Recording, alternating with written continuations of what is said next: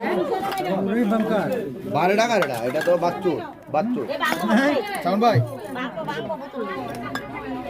আমরা বলতেছি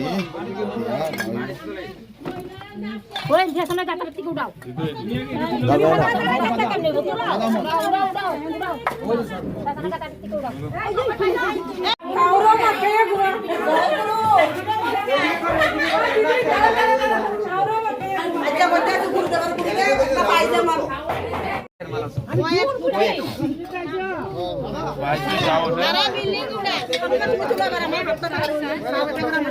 গোকুলপুর আরেপটিলার আমার মহিষাসুর মর্দিনী নামে যে আমার দিদিদের একটা কমিটি, সেই কমিটির দিদিরা আজকে প্রতিদিনে মানে রাতের বেলা ওরা মানে রাস্তা রাস্তা পাহারা দেয় যে কোথাও নেশা জাতীয় কিছু বিক্রি হচ্ছে কিনা বা কেউ সেবন করে কোনো মানে বাড়ির ঘরে কি কোনো কাউকে মারধর করছে কিনা প্রতিনিয়ত ওরা মানে সেই মিশন চালিয়ে যাচ্ছে আজকে অনেক দিন যাবত।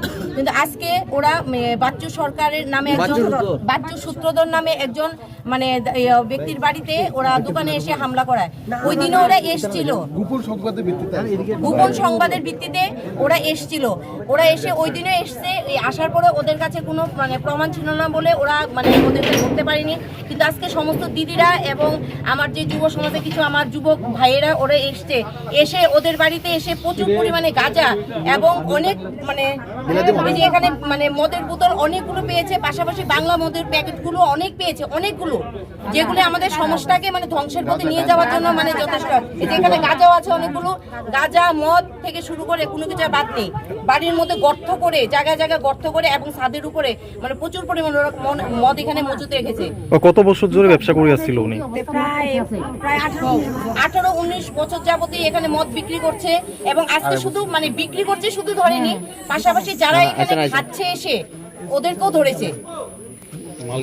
এখনই পুলিশ আইছে? হ্যাঁ, পুলিশের খবর দেওয়া প্রশাসনে মানে আমরা পুলিশকে মানে ফোন করার সঙ্গে সঙ্গে ওরা চলে এসেছে এখানে। এই জায়গাটার নাম কি? এটা হচ্ছে আরেপটিলা, এটা গোকুলপুর পঞ্চায়েতেরই একটা অংশ। আরেপটিলা আসাম রাইফেল ক্যাম্পের অপোজিটে।